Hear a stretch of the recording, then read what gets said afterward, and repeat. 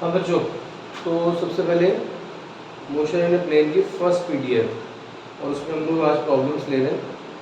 तो बेटा लाइन से अपने अपने प्रॉब्लम्स आप लोग बोलेंगे, ठीक है ना। क्वेश्चन नंबर और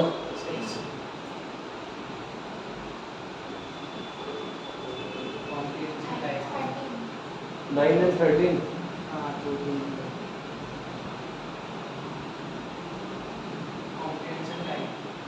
लास्ट वाला क्वेश्चन नंबर मतलब कहाँ से आते हो? 14 to 16।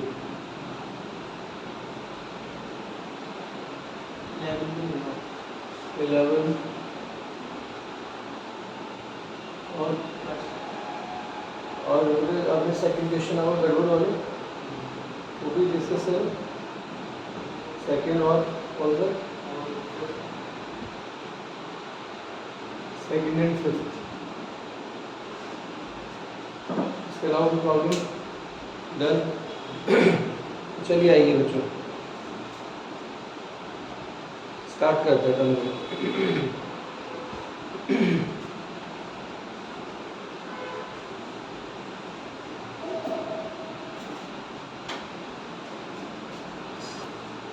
तो बच्चों स्टार्ट करें। Very first question number 1।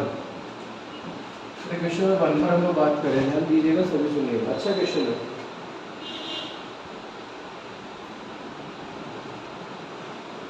A body of mass m is thrown upward at an angle theta with the horizontal with velocity v. While rising up, the velocity of the mass after t second will be। बेटा ये question वैसे मैंने आपको directly answer भी लिखवाया इसका, देखिए सुनिएगा। क्वेश्चन नंबर 1, जो आपने अर्थ सरफेस से बॉडी को थ्रो किया है, ठीक है, और जो मास है m और इसका एंगल कितना है? Theta. Okay, with velocity v। तो इसकी बेटा इनिशियल वेलोसिटी जो है ना u, उसको इसने v दे दिया, तो ठीक है, क्वेश्चन कह रहा है वो ले लीजिए।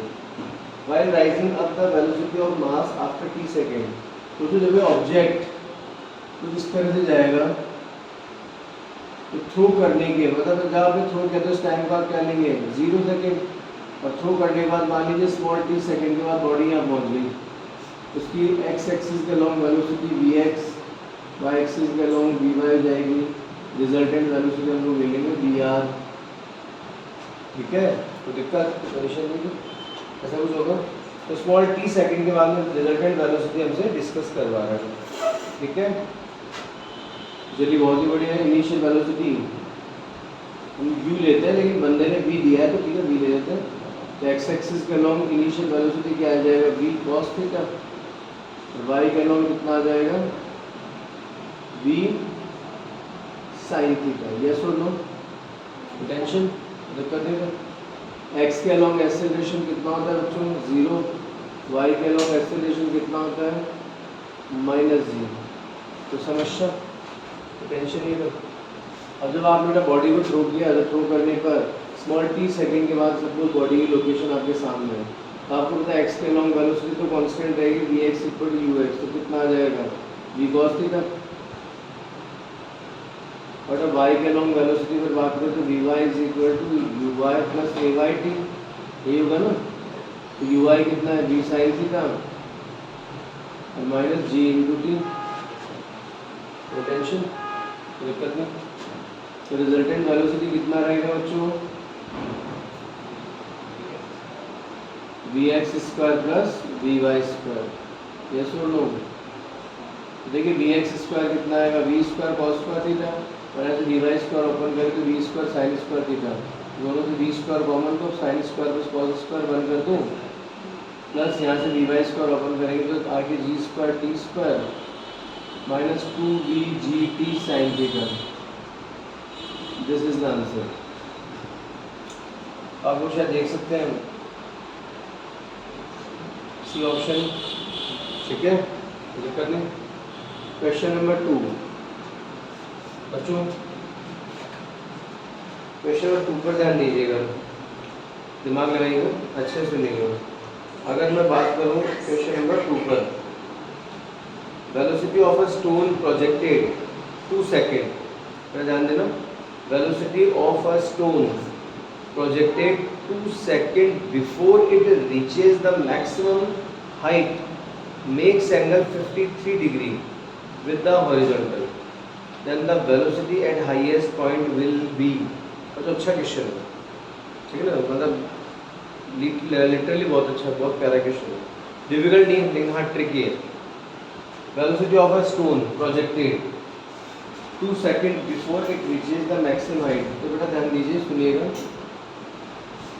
आप एक ऑब्जेक्ट को थ्रो कर रहे हैं, वही और प्रोजेक्टाइल मोशन की बात हो रही है बच्चों, कोई स्पेशल नहीं हो रही है, ध्यान दीजिए। अगर मैं यहाँ पर आपसे प्रोजेक्टाइल मोशन पर बात करूँ, देखिए ध्यान दीजिएगा, मैंने एक ऑब्जेक्ट को थ्रो किया है, ठीक है, ठीक है, थ्रो कर दिया मैंने। अब जब बेटे मैक्सिमम हाइट पर पहुँचेगा ना,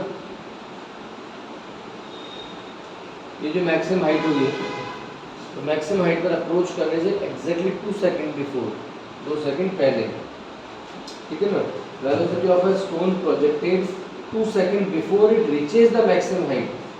थोड़ा मैक्सिमम हाइट में पहुंचने से एग्जैक्टली 2 सेकेंड के पहले, मान लीजिए बॉडी यहाँ पर है, थोड़ा इसका एक्स एक्सिस के along velocity v x, y के अलॉन्ग कितनी हो जाएगी वी वाई, और मतलब सॉरी इस कंडीशन वेलोसिटी कितनी है वी, और ये एंगल सपोज थीटा है, ये थीटा एंगल ले लिया बेटा मैंने, और थीटा मुझे गिवन है 53 डिग्री।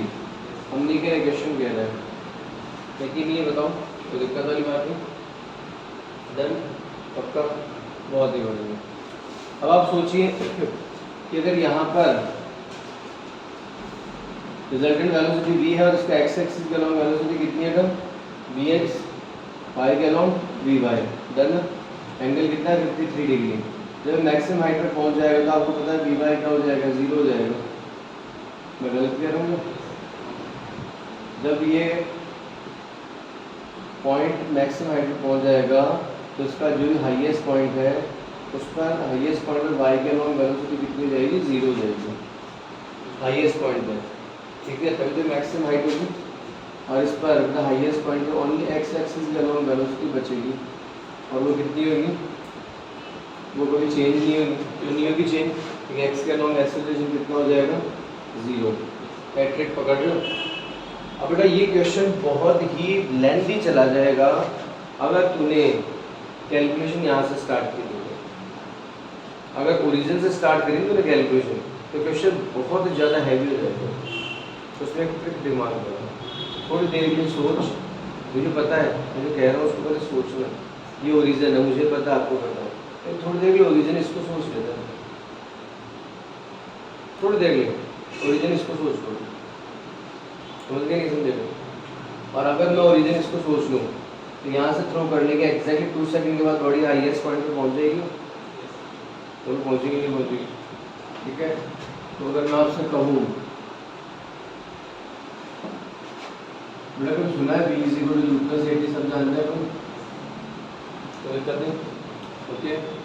वाई के अलॉन्ग में बात करना चाहता हूँ, तो देख velocity component along y axis at highest point, final velocity v h y. और सिर्फ इस मोशन को मैं डिस्कस कर रहा हूँ यहाँ से यहाँ तक के बाद इसी को बात कर रहा हूँ। पूरा इस मोशन की इनिशियल वेलोसिटी वाई के अलोंग वी वाई है ना, बताओ यार, ए वाई कितना होगा, माइनस जी होगा नहीं होगा, बेटा यहाँ से आने में टाइम कितना लगा, 2 सेकेंड। तो हाईएस्ट पॉइंट पर वाई एक्सिस के अलॉन्ग वेलोसिटी 0 होगी क्या जो मैंने किया समझ आया या नहीं है, पक्का दिक्कत नहीं,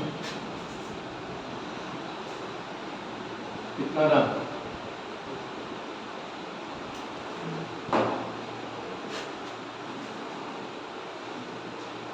कैसे बोलूँ, पक्का दिक्कत नहीं। और ये एंगल कितना है 53, तो अगर मैं ऐसा आपसे कहूँ tan 53, देखो ध्यान देना इस वाली चीज़ में ध्यान दो, tan 53 equal to perpendicular upon base होगा, tan थीटा कितना होता है, परपेंडिकुलर अपॉन बेस, तो परपेंडिकुलर कितना होगा वी वाई, तो बेस कितना Vx और वही Vx यहाँ पर होगा। डन। 1053 जो होगा बटा पूरा अप्रोक्स 1.333 के आसपास आएगा। ठीक है, 1053 जब वो 1.33 के लमसम आएगा। तो हो गया ना, समझ लो बेटा। यहाँ से अगर अपन बात करें तो Vx कितना हो जाएगा, Vy अपन 1.33 हो गया। समझ लो। अब अगर अपन बात करें बेटा तो सोचिए, ध्यान दीजिए ना, 4/3 को 1.333 लिख सकते हैं, लिख सकते हैं ना। देखिए Vy कितना है 20 और उसको 4/3/2 पर बोलना तो 15 मीटर पर सेकेंड लगेगा आंसर।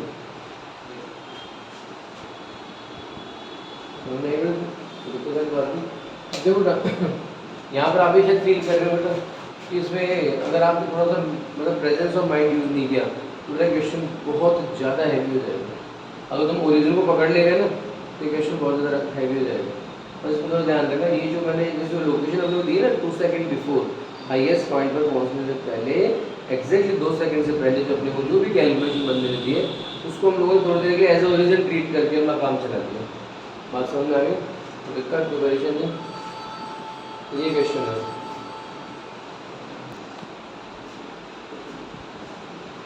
हाँ बेटे, क्वेश्चन 2 के बाद देखिए बेटा 5। बच्चे क्वेश्चन नंबर 5 पर आइए। क्वेश्चन नंबर 5 क्या कह रहा है देखो, आइए ध्यान दीजिए। देखिए क्या कह रहा है, the path of a projectile.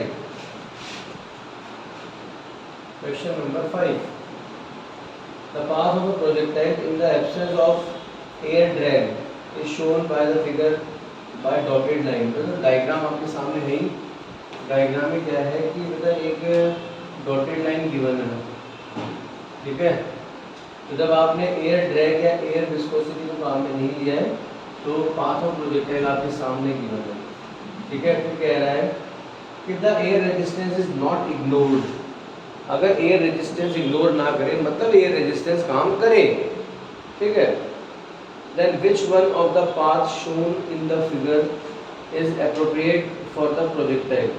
थोड़ा प्रोजेक्टाइल मोशन में कौन सा जो कर्व है वो ठीक रहेगा। तो जो आपके पास जो कर्व है उनमें कुछ गिवन है कंडीशन, और ये कंडीशन गिवन है, मतलब एक तो है ए, ये कुछ इस तरह से गिवन है, ये ए गिवन है, और बच्चों फिर इसका में बी गिवन है, ये देखो ये रहा, ये बी गिवन है, और फिर एक सी है और एक डी है। प्लस सी कुछ ऐसा है और डी कुछ ऐसा है, ये कंडीशन है ये गिवन है। आपको तो थोड़ा दिमाग लगाओ, without viscosity of air, air की विस्कोसिटी के एब्सेंस में जो पाथ है वो तो तुम्हारे सामने देखो ये गिवन है, ये रहा, समझ रहे हो डॉटेड लाइन। अब एयर विस्कोसिटी काम करे मतलब एयर ड्रैग काम करे, एयर विस्कोसिटी काम करेगी तो क्या होगा, इसके एक्स कंपोनेंट को भी डाउनफॉल करेगी, वाई कंपोनेंट को डाउनफॉल करेगी, ठीक है। जब एयर विस्कोसिटी काम करेगी तो मतलब डेसेलरेशन जो बनेगा वो एक्स के लॉन्ग बनेगा तो वाई के लॉन्ग बनेगा। एयर का ड्रैग तो दोनों तरफ काम करेगा, मान दो। आप शायद समझ सकते हो कि इसके अंदर जो मैक्सिमम हाइट होती है, मैक्सिमम हाइट का फॉर्मूला क्या होता है, u square sine square theta upon 2g, ये होता है, ठीक है। अगर मैं रेंज की बात करूँ तो क्या होता है, u square sine 2 theta upon g।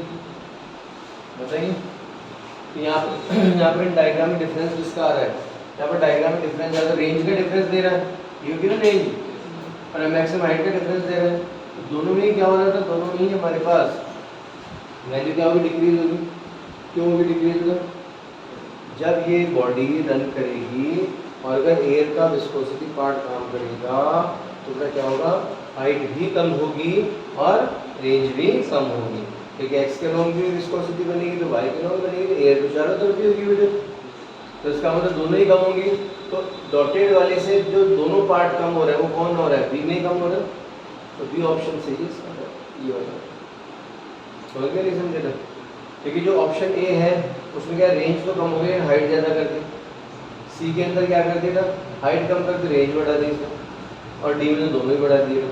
अगर ऑप्शन मतलब प्रॉपर है, ऑप्शन कौन सा होगा, बी, जिसमें हाइट भी कम हो रही है, रेंज भी कम हो रही है। तो बातें समझ में आ रही है इस करके, ऑप्शन बी परफेक्ट है, आंसर मैच हो गया।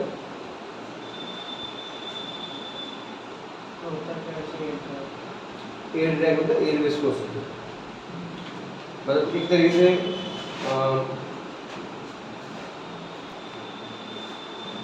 बच्चों क्वेश्चन नंबर 5 के बाद अब हम लोग बढ़ते हैं 6 की तरफ। देखिए ध्यान दीजिएगा, क्वेश्चन नंबर 6। बेटे क्वेश्चन नंबर 6 को समझाएगा एक बार, ताकि इसको दिमाग में फिट रखना।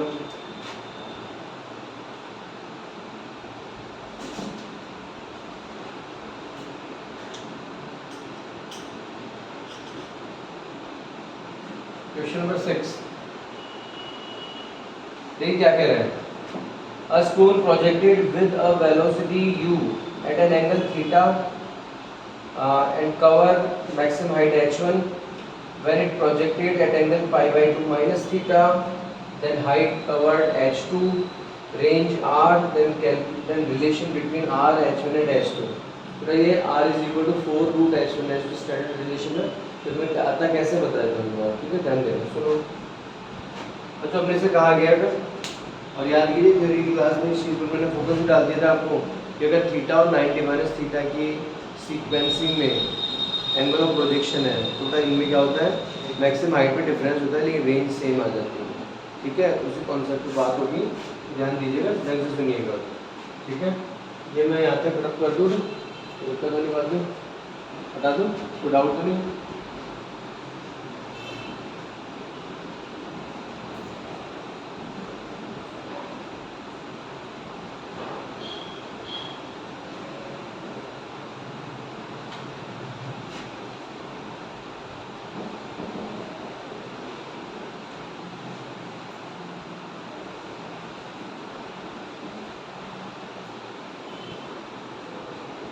हाँ जी, देखिए सिचुएशन कुछ ऐसी बनाई है, ये एक बार एंगल आपकी थीटा और एक बार 90 माइनस थीटा, मतलब पाई बाई 2 माइनस थीटा। तो मैक्सिमम हाइट जो था उनमें डिफरेंस आएगा लेकिन रेंज दोनों की सेम होगी। क्लियर है, दिक्कत वाली बात नहीं। हाँ जी देखिए ध्यान दीजिएगा, सुनिएगा बच्चों। मैक्सिमम हाइट क्या होता है, u square sine square theta upon 2g। तो जब आपने थीटा रखा तो हाइट h1 ले लेते हैं, और जब बेटा you square sine square angle को 90 माइनस थीटा रखा तो उन्होंने इसको h2 ले लिया। कोई दिक्कत नहीं, आपका दिक्कत है तो बच्चों यहाँ से कितना रहा, you square cos square theta upon 2g। Okay ना, तो देखिए सुनिएगा ध्यान से। अब अगर मैं रेंज पर बात करूँगा, ठीक है, हॉरिजॉन्टल रेंज, तो आर कितना है, u square sine 2 theta upon g. फिर इसको साइन 2 थीटा को क्या लिख सकते हैं, 2 साइन थीटा कॉस थीटा, लिख सकते हैं ना, तो दिक्कत नहीं। देखिए दिमाग में आएगा अच्छे से। तो ये साइन थीटा का 2 sine theta cos theta u square, ठीक है ना, यू स्क्वायर में यू इंटू यू लिख दिया, पोटेंशियल अपॉन जी। तो जाना क्या किया, u square u into u, तो sine theta 2 sine theta cos theta. ठीक है, अब थोड़ा सा सेटलमेंट की जरूरत है और कोई खास बात नहीं। और इन केस अगर मैं जी मल्टीप्लाई करूँ या जी डिवाइड कर सकता हूँ क्या, बताइए कोई दिक्कत, कोई समस्या नहीं। अब अगर मैं यहाँ पर आप लोगों से थोड़ा सा फोकस करूँ, या फिर ऐसा कर देता हूँ डायरेक्टली स्क्वायर कर देते, डायरेक्टली स्क्वायर कर दो तो ही बात बन जाएगी। जी से मल्टीप्लाई मत करो आप, चाहे डायरेक्टली स्क्वायर कर दो, ठीक है, और भी इजी कर लेते हैं। अब अगर स्टेप को डायरेक्टली स्क्वायर करते हैं तो देखो ध्यान देना, आर स्क्वायर 2 स्क्वायर कितना हो गया 4, u square sine square theta u square cos square theta upon g square आएगा ना, लिख दूँ, जरा सोचिए u square sine square theta upon g, u square sine square theta upon g, तो 2h1 आ गया क्या, और u square cos square theta upon g 2h2 हो गया क्या, and r square equal to 16 h1 h2 and r is equal to 4 under root h1 h2। Yes और no? तो इस तरह से हम लोग ये रिलेशन कंप्लीट करते हैं। क्वेश्चन 1 2 3 5 एंड 6 ये 4th वाली प्रॉब्लम दूर हो चुकी है। आइए आगे बढ़ते हैं। Question number 9।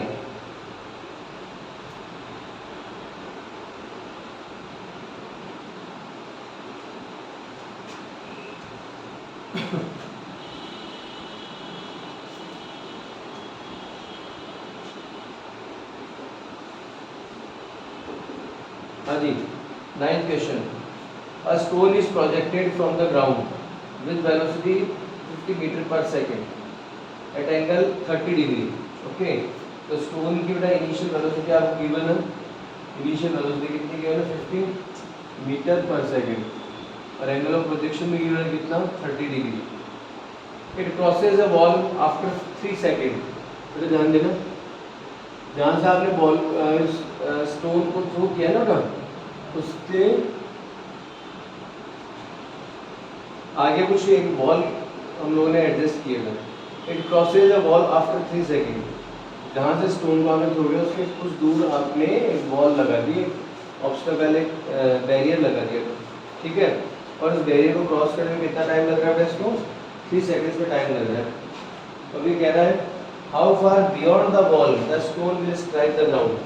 अब पूछा ही जा रहा है कि जो बॉल है, जो बैरियर है, जो ऑब्स्टेकल है, इससे कितना दूर जाके ये स्टोन अर्थ को हिट करेगा। मतलब ये जो बीच में बैरियर है, इस बैरियर से पॉइंट ऑफ लैंडिंग का डिस्टेंस पूछा गया है। हाँ बेटे, तो इस प्रोसीजर के लिए सबसे पहले अपन ये करें कि यहाँ पर टाइम ऑफ फ्लाइट कितना लगेगा, पहले एक बार काउंट कर लेते हैं। सबसे पहले अपन क्या करते हैं, टाइम ऑफ फ्लाइट काउंट कर लेते हैं इसका। जो ध्यान देना, time of flight t is equal to क्या होता है 2u sin थीटा अपॉन जी, यही था। ठीक है, अपने से कहा गया था कि जब थ्रू किया ना उसके 3 सेकंड के बाद इसने बॉल को क्लियर किया है। तो पहले इसमें टाइम ऑफ फ्लाइट काउंट कर ले अपन। तो टाइम ऑफ फ्लाइट के लिए क्या पोजीशन है 2, u कितना होता है 50, g कितना है 10 और 30, sin 30 1/2 जाएगा क्या, कितना टाइम मिला 5 सेकंड। तो मतलब बॉडी को थ्रो करने के बाद ग्राउंड तक आने में कितना टाइम लगेगा 5 सेकंड, और 3 सेकंड पर उसने बॉल को क्लियर किया। इसका मतलब जो बॉल है मैक्सिमम हाइट से आगे, तो मैक्सिमम हाइट तक पहुंचेगा 2.5 सेकंड में। ठीक है, तो सिचुएशन कुछ ऐसी है।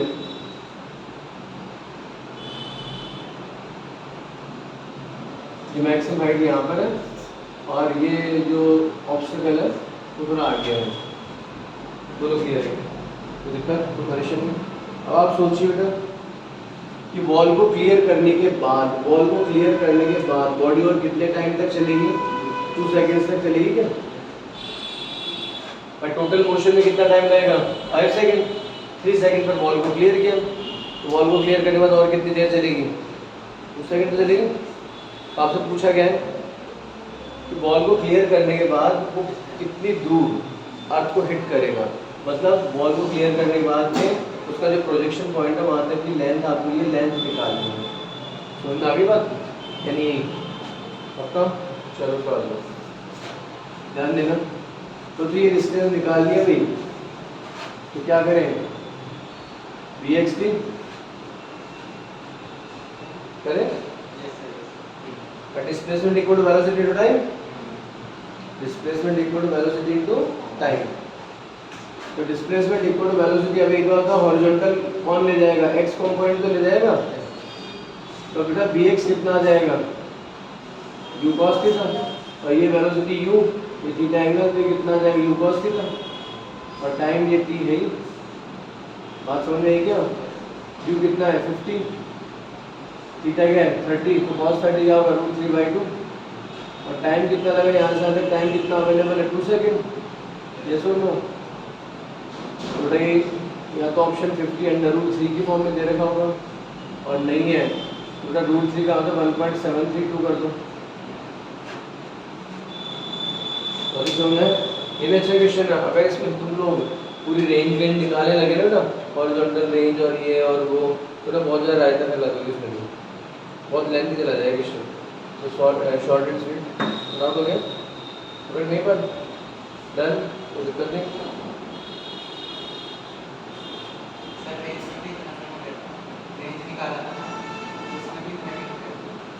रेंज निकालने में क्या होगा बात करो। क्वेश्चन 13 देखिए। A stone is projected at an angle of 45 degree with horizontal above horizontal x-axis as shown। तो देखो ना ध्यान देना, आपसे जो कंडीशन गिवन है उस पर पहले फोकस कीजिएगा।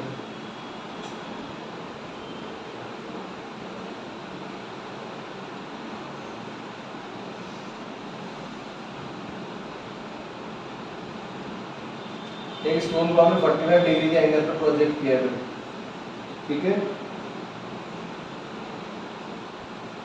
फोरग्राफ represent the magnitude of horizontal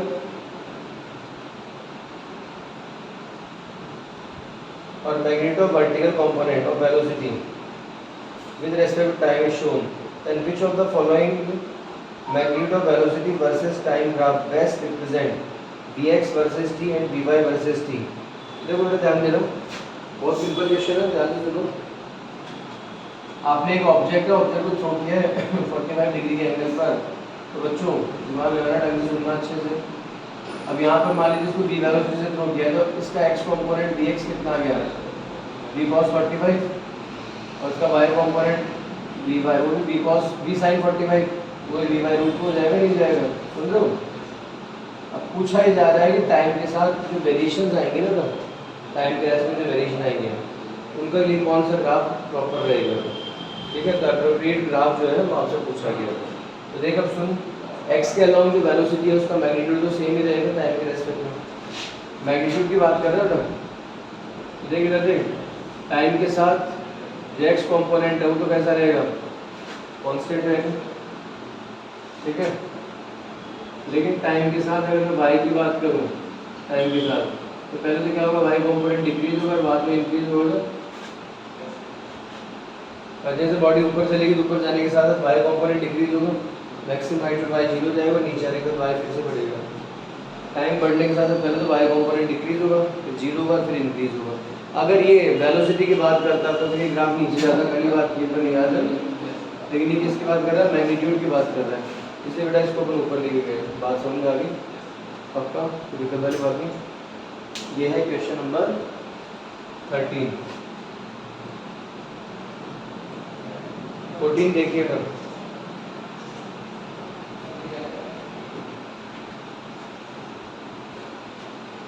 रब कर दो इसको, done.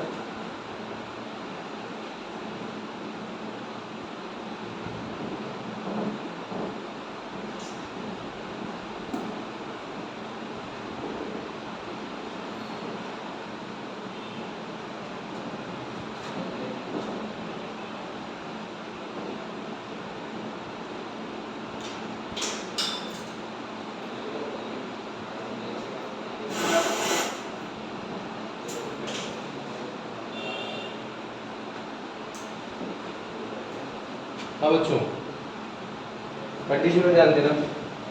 A stone is projected from level ground with velocity u and at an angle theta with horizontal। मेरे सामने देखना, ध्यान देना।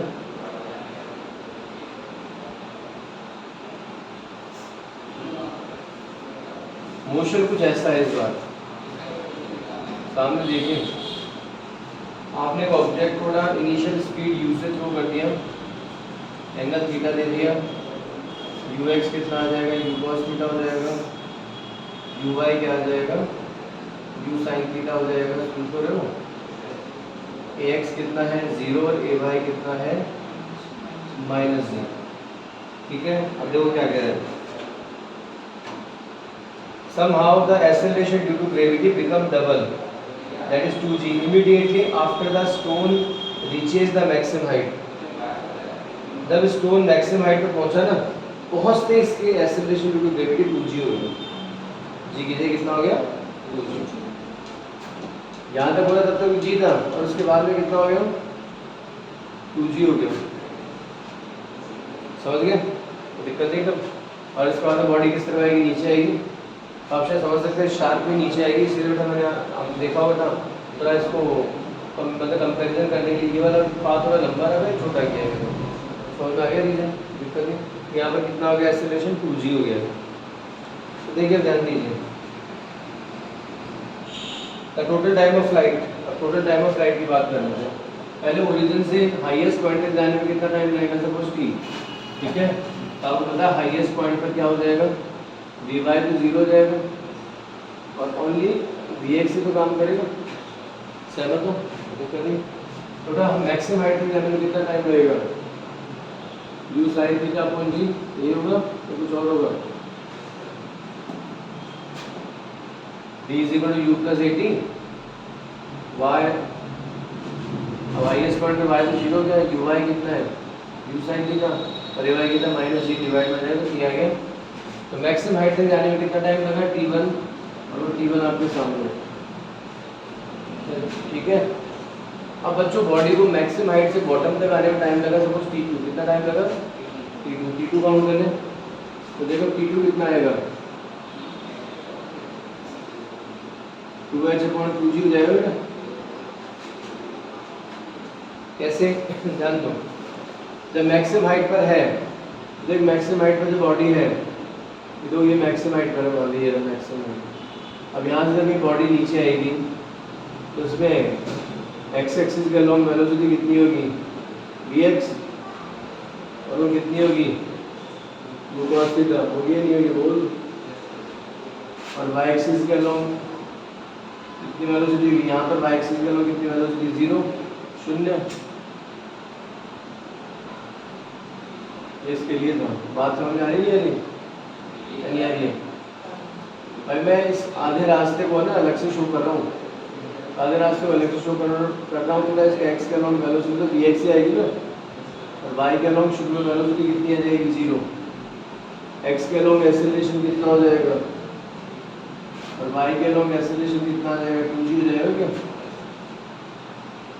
इस रिमेनिंग हाफ पाथ में। ये जो रिमेनिंग हाफ पाथ है ना, इसको ना हाफ प्रोजेक्टाइल की तरह ट्रीट कर लो ना। नहीं समझ में आ रही बात? आ रही समझ में?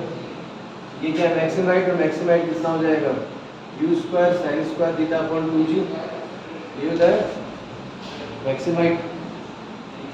तो मैक्सिमम हाइट हमारे पास है, ये मैक्सिमम हाइट है। तो बॉडी को बॉटम तक आने में कितना टाइम लग रहा है t2, कितना टाइम लग रहा है t2। तो मेथड बताऊंगा क्लियर है? याद करना s equal to ut plus half t square करते हैं आप लोग। अब हाईएस्ट पॉइंट से ग्राउंड तक आने में कितना डिस्प्लेसमेंट कवर करना पड़ा h। y एक्सिस के बात y की हो रही ना, बॉटम तक आने में कौन रेस्पॉन्सिबल है बेटा y कंपोनेंट, कौन रेस्पॉन्सिबल है तो uy कितना 0 हटाइए टर्म खत्म करिए। ये कितना हो गया 2g अपॉन 2 t स्क्वायर फिर 2h upon 2g t square. समझ आ गई बात? यस और नो? तो t2 की वैल्यू आ गई हमारे पास। कुछ दिमाग में आया या नहीं आया?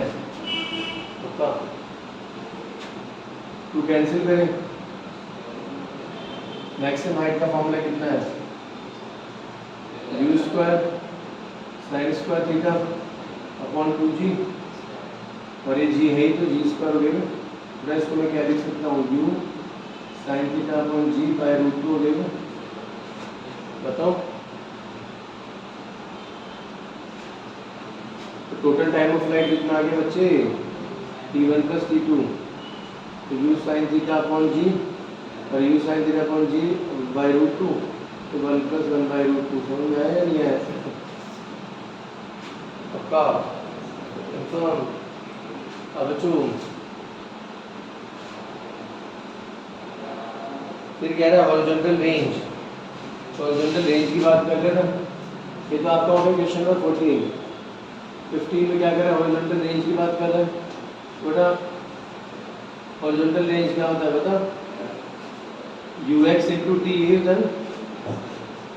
हॉरिजॉन्टल रेंज मतलब हॉरिजॉन्टल डायरेक्शन में कवर्ड डिस्प्लेसमेंट, तो displacement equal to velocity to time. तो वेलोसिटी कितनी है नहीं, हॉरिजॉन्टल वेलोसिटी तो सेम ही रहेगी। तो आप 2g g की जगह 2g कर रहे हो तो किसमें फर्क पड़ेगा, y कंपोनेंट फर्क पड़ेगा, x तो पड़ेगा नहीं। तो u cos थीटा और शुरू से एंड तक टाइम होगा t, तो रख दो फटाफट। ux कितना है, u cos थीटा, और t कितना है, u sin theta upon g 1 + 1/√2। तो हॉरिजॉन्टल रेंज कितनी आ गई, u इंटू u स्क्वायर, तो साइन थीटा कॉस थीटा सामने देख ना, साइन थीटा कॉस थीटा दिख रहा है, इसमें 2 मल्टीप्लाई 2 डिवाइड कर दो तो कोई दिक्कत नहीं। देखो u इंटू u तो u square 2 sine theta cos theta तो साइन 2 थीटा हो जाएगा अपॉन 2g 1 + 1/√2। आगे क्या आंसर,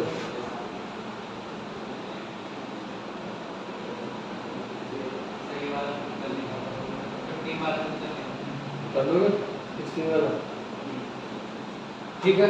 थोड़ा आपके प्रॉब्लम्स कंप्लीट है, तैयार कर लो, आज ये नमस्कार करते हैं।